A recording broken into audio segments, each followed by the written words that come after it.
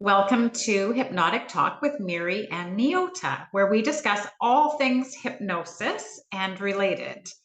So, Miri and I have been engaged in hypnosis since our training together, and that was years ago. And since then, we've taken our practices, into sort of different specialties, which are overlapping, but we've gone in a little bit of different direction, but we've remained connected with our love of healing and using hypnosis for a state of healing. So we meet here and we discuss all things related to how hypnosis can help you change your life and how Miri and I can be facilitators of that. And we have a different topic each week. But this week we're continuing on because it's so huge to discuss anxiety. And we like to discuss tips and tricks and life hacks that you can use in real life to manage anxiety in the moment. Because if you don't control your emotions will control you. Yeah. So let's start with some practical tools for anxiety, to reduce anxiety, to manage anxiety, to eliminate anxiety. And And these can be preemptive. Sorry? These can be preemptive things that if you're going into a stressful environment in advance. You can start these things. You can have them in your pocket with you to pull out if something goes awry and your anxiety starts to ramp up and you need to get control of it. These are tips and tricks that you can use everyday practical advice. And I always advise my client to use them every day, even though they don't feel anxious, to create a good balance, healthy balance in their nervous system, in their mind, in their emotions, so they don't get into this elevated anxiety states. Yeah, it's like emotional maintenance. Exactly. Like you brush your teeth every day. The things that you do, you have to maintain every day to keep them the healthiest you can keep them. So keeping a routine of anxiety maintenance. So let's start. Okay. So the first one that we want to share is called heart breathing. Heart breathing. Yeah, so it was, I think, developed in California by Heart Math Institute. And we have a different take on it, and the way we do it and work with our clients is by asking them to put their hands over their heart space. Yeah. In a way that they can feel their heartbeats. Yep. And just be there for a moment, just connect with your heartbeats. Yeah, and I sometimes will ask my clients to spend a moment just assessing how much they can feel it. Can they feel their heartbeat, in their pressure points? Can they feel it, in the palm of their hand? Or can they maybe not feel it at all and just know that their heart is beating, but to use an assessment where they are feeling it. Okay. Yeah, and then start breathing. So like we did last time when we talked about breathing, we want to inhale all the way to our stomach, deep into our stomach, and exhale twice as long. So it will be something like this.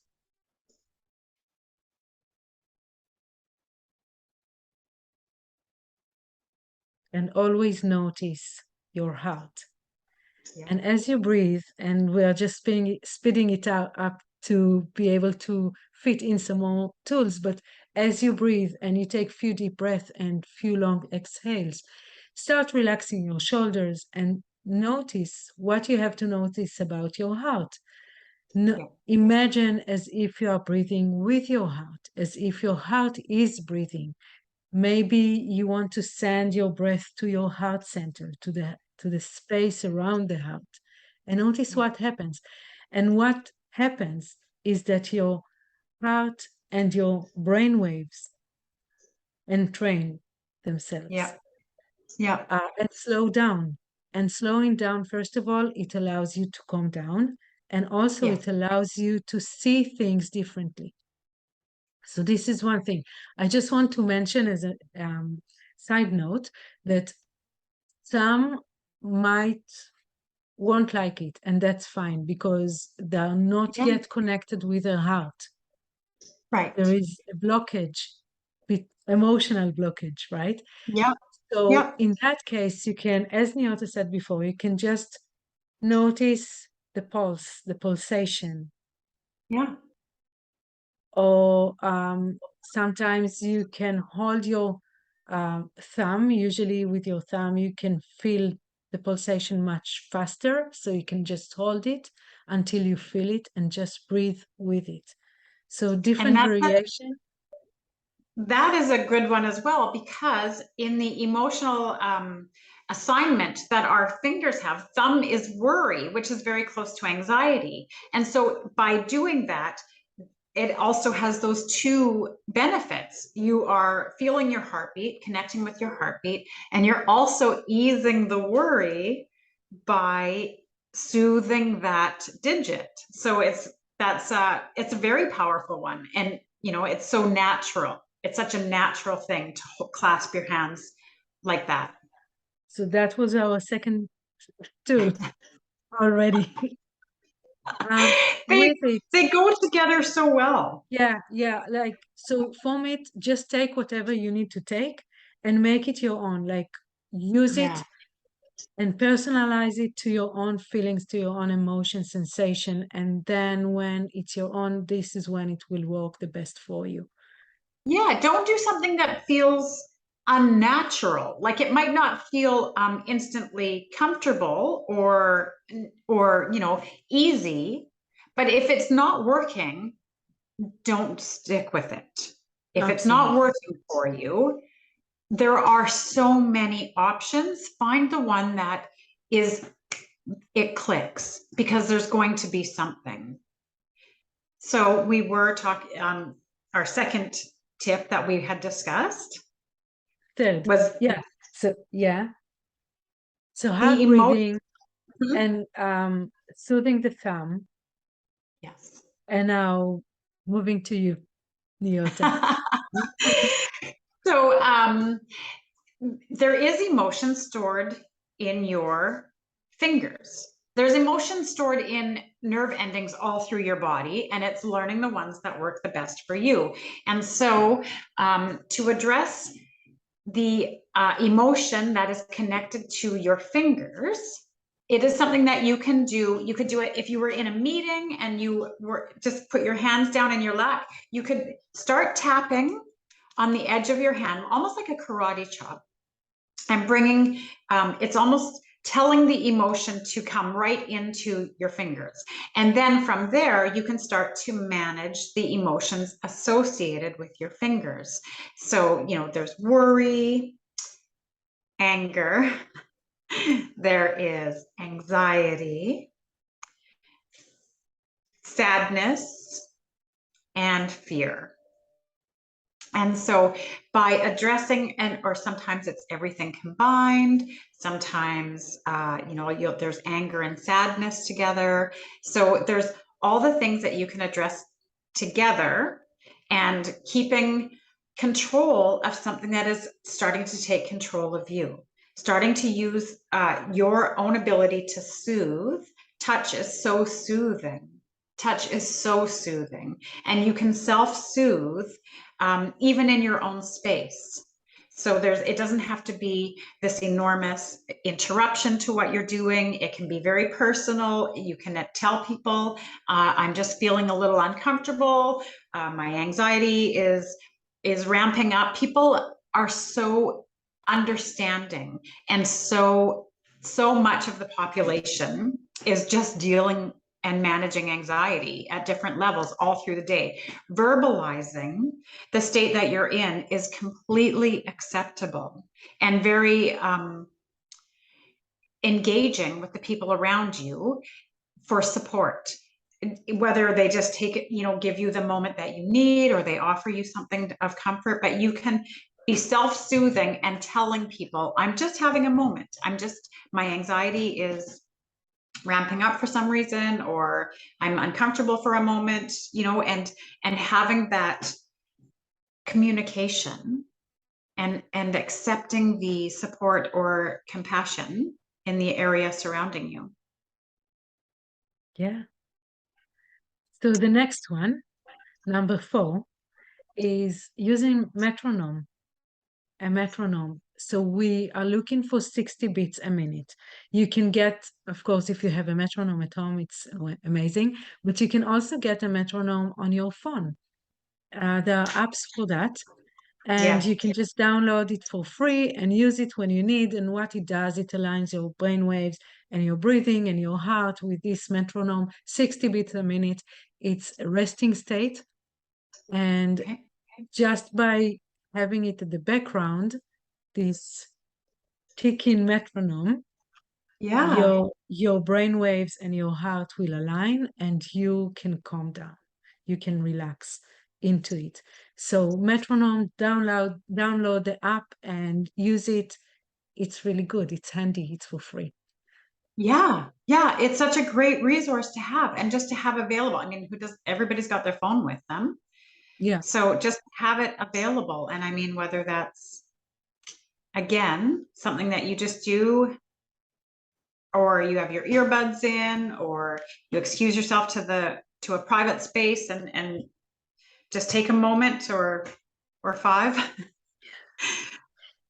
So before we go on to the next one, I want to say that if you integrate breathing with everything that we just discussed, it will make it more powerful. So inhale all the way in and exhale twice as long. So it doesn't really have to be twice as long, but make your exhales longer than your inhales. It has the physiological effect. It's overriding your nervous system and soothing it. And the anxiety has to be soothed. That's what the goal is, to help you move through it and it not to escalate or debilitate you. So knowing those warning signs and then taking a moment and sticking with the soothing touch. Another one that is so calming when things are escalating, and or even if you're just bored, but you just want to soothe yourself. There is the taking control and just doing an infinity sign across your brow. Just a nice, relaxing, and just back and forth. And it starts to engage the actual nerve center, like the nerve endings. And it starts to send messages through your nervous system. And you'll feel your shoulders slumping. You'll feel your body relaxing as a direct result. And so it's just, it's a tool to have if things are escalating, if you're starting to become angry, agitated, uncomfortable. It's just back and forth. And it's so powerful in its soothing properties. It's just a wonderful, and it sends the message right through you, right? It begins here at the frontal lobe, and it sends all the way down through your nervous system, overriding and sending that soothing message. Yeah. Wonderful. And I mean, that's something you can do for yourself, but even if you're rocking a baby and you just trace back and forth, their eyes will slam shut. That's true. Another one is like crossing the midline of the body. Yes. Yes. And by doing that, and I'm just going to use my glasses here, by doing that, you moving an object from one hand to another by crossing the midline. What happens is you activate both hemisphere, whereas in anxious state, one hemisphere is taking over and It's being very activated. overactivated, while the other is not as much. And so this helps to balance them together. So just do it for a minute or two, or maybe 3, and reassess. Yeah. And you can use any object to do it, try to keeping your head straight, but going across your entire central line, and it just does that activation. And another way to do that same thing, but with a little more intention about the emotion, is doing an internal assessment. Okay, I feel this. I feel anxious. I feel uncomfortable. I feel nauseous as a result of my anxiety. Where do I feel it? I feel it like in, close to my breathing. I feel it in my gut. Those are common locations. I feel in my head. And using a moment to visualize, what if I could pull that emotion out? What if I could pull that discomfort out in maybe an energetic form? And what if I can soothe it? What if I can take that emotion and I can change it from, the angry or the rough or nasty way that I'm perceiving it, the way that it's presenting to me? What if I calm it down? What if I make it fluffy? What if I turn it to a soft color? What if I make it iridescent? And then across your center line, using that, pulling it out of your body in your imagination, using your mind's eye, your imagination, which is so powerful, and getting control of it, softening it, soothing it, making it more comfortable, going across your center line, back and forth, rolling back and forth. And then when it's a nice, soft little bunny or stuffy or a nice, calm thing that you have gotten control of, that would be comfortable inside of your body, putting it right back in, putting it back where it came from, calm, gentle, happy, in leaving you in a better state of emotion in that moment. Yeah. And just to take a pause and say that every feeling that we have helps us in a way. Yeah. So not to say that anxiety is always good for us, but it started with some good intention. It started with an intention to keep us safe. Yes. Maybe to stop us from doing something, maybe to pull us to do something. I don't know why your anxiety started or your Right. stress started, but it started with some good intention. Yes. And so just as you said, Neota, once you pull this anxiety out, this feeling out, and you put it in front of you, I always ask, what are you here for? Oh, How are you helping me in this oh, situation? what a fantastic thing. I love So that.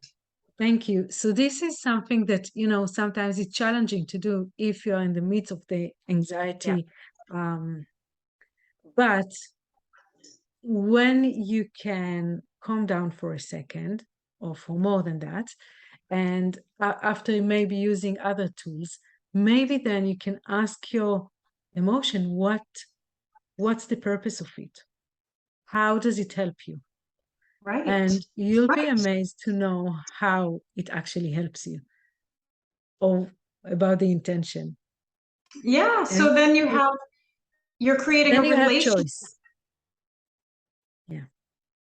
That's awesome. That's And awesome. you have choice. And as you said, Nyota, then you can change the relationship. Yeah. Yeah. Yeah. And you can decide, this is something that I discuss with my clients a lot in all facets, is the language that you use around it. Is this my anxiety? Is it the anxiety? You don't have to take ownership of things that aren't serving you anymore. Disengaging your ownership of it, changing your relationship with it and the way that you address it in comparison with that. Right. And, English is not my first language, of course, but, you can ask if this anxiety or that anxiety and start to dissociate from that anxiety. Yeah. So there are many options to Break up start with this it. conversation. Exactly.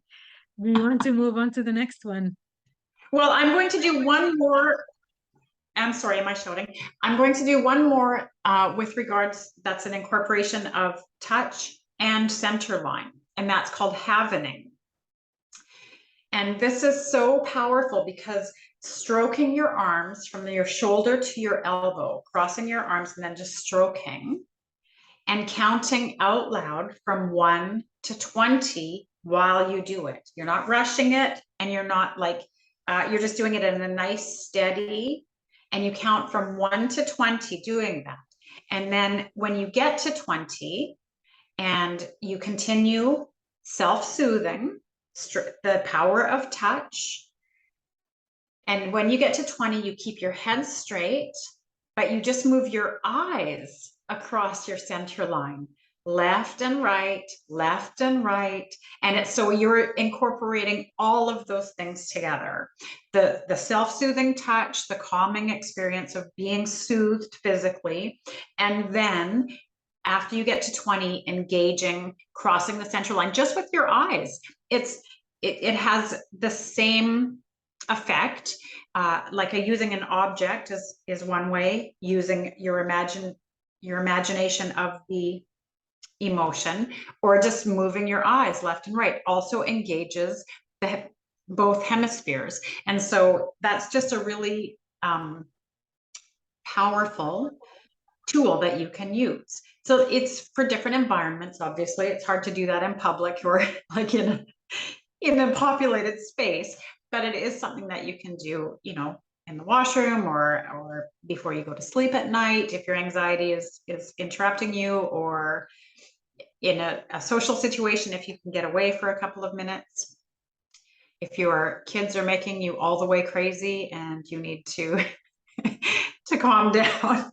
It's basically like hugging a child who has a Yeah, tantrum. you're absolutely. Okay, so next one. I Yes. like the work of Professor Dr. Jeffrey Schwartz, who works with OCD. So not to say that anyone who has anxiety has OCD, but we can take the essence of the work and apply it Yep. to anxiety. So basically, just to short it and to summarize what you're doing rather than giving you the background. And if you're interested in the background, just reach out and we can share it or Google it. Yes. But basically is do something different for 10 minutes. And one of the different things that you can choose is any of the tools that we talked about Yep. before. You can also do something that is completely neutral. For example, I always bring up count yellow objects for 10 minutes. So look out Right. of the window and start counting yellow objects. Maybe it's a flower, maybe it's a sign, maybe it's a car, maybe it's something, a bird, a butterfly, something. Yeah. You can also look for whatever color object in your environment, but do something for 10 minutes. The way I offer it to my clients is to write down what they can do and keep it in their pocket. So if they feel, the anxiety is taking over them, they just need to pull out the note and look what they can do for 10 minutes, do that, and then reassess. What it does is it's rewire the brain in different ways. So now if the pattern was anxiety, anxiety, anxiety, now we stop it and we start rewiring it in different directions. So powerful. Next. And it's having a strategy. Yeah. It's having the It does. strategy prepared, right? Yeah. And like the overlap of OCD and anxiety is when things start to overpower you. And having these strategies gives you a modicum of control and power that you can incorporate and heal your life. And when we start taking control. Yes. Yeah. Next one. Well, we just talked about other things that you can do as far as in the moment. You can start doing a progressive relaxation of your muscles, talking to your body, talking to the parts of you, maybe telling it to clench and release, and starting at the top of your head and doing a progressive relaxation through your muscles, telling your eyelids to calm down, telling your jaw to slacken, like noticing, physically moving your shoulders down, letting your spine soften.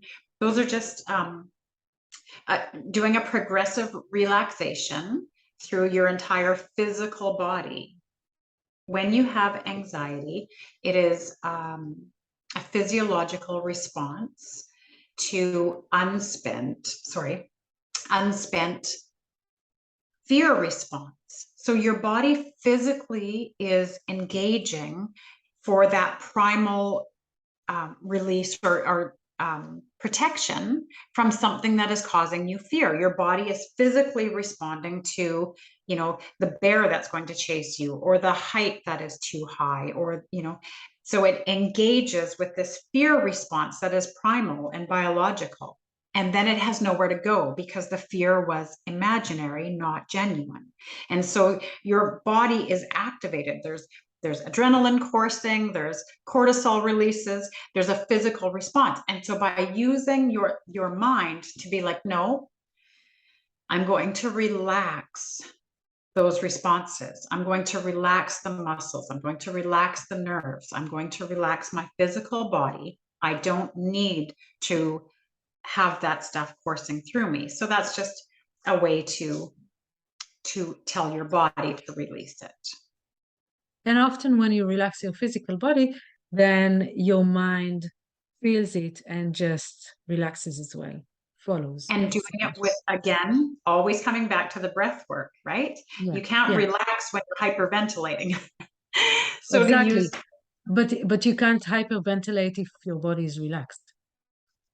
right. So Using your breath, like taking a deep breath in and releasing your jaw. Deep breath in, softening your shoulders, letting your arms be heavy, like doing all the things that you can overpower and release. And then it removes that discomfort of the adrenaline, of the cortisol, like all of those things being released. So last one, just be curious. No judgment. Just be curious. Just be the observer. Just look for what happens and be curious why it's happening. What started it? Where do you feel it in your body? Ask many questions. Yeah. To How my intense? my younger clients, my kids clients, I always tell them just play detective and notice what's happening and say, oh, it's interesting. Now it started this way. And this what started it. And this is how I react. So we just want to learn our reactions, our triggers, how and our emotions and what starts everything. And once we know all of that, once like again, in a very calm way, in a very curious way, then it's the time for us to change the relationship with those emotions, those triggers, maybe reactions. But just be curious, like a kid, how this machine is working. Yeah. So I'm sitting here kind of laughing to myself, Mary, because in all of my hyper feminine makeup application expertise, which is nothing, I bought a shade changing lipstick, and it is a mood lipstick. And this bright color that I have today is so when I put it on, it's actually a green tube of lipstick, and it is mood changing as when it's applied. So it's just really funny. So I just thought that was really interesting that It be is. curious, put on your lipstick and see what it's telling you about your Exactly. emotions. You know, like the mood rings Yes, it and is. all of that. It is, but It it's is good very lipstick. interesting. Yeah. So instead of looking at something outside of you, just look at something inside of you. And just like Neota is doing now, be curious and laugh at it. Because what Find it. else can you do? Yes, the more things you can find amusing and entertaining, and laughter is such a release. Laughter is a huge release for negative emotion. Yeah. So thank you so much. It was fun. And we hope we gave you new strategies or something new for you to take with you and to start playing with and see how it changes your relationship with your anxiety. Please subscribe for more tips and more information and more discussions about hypnosis, but most of all, for you, more tips and tools. And So contact us with any questions. We're happy to answer. absolutely. So any question, just you can find our contacts below. And until next time, thank you so much from Miri and Neota. Bye-bye.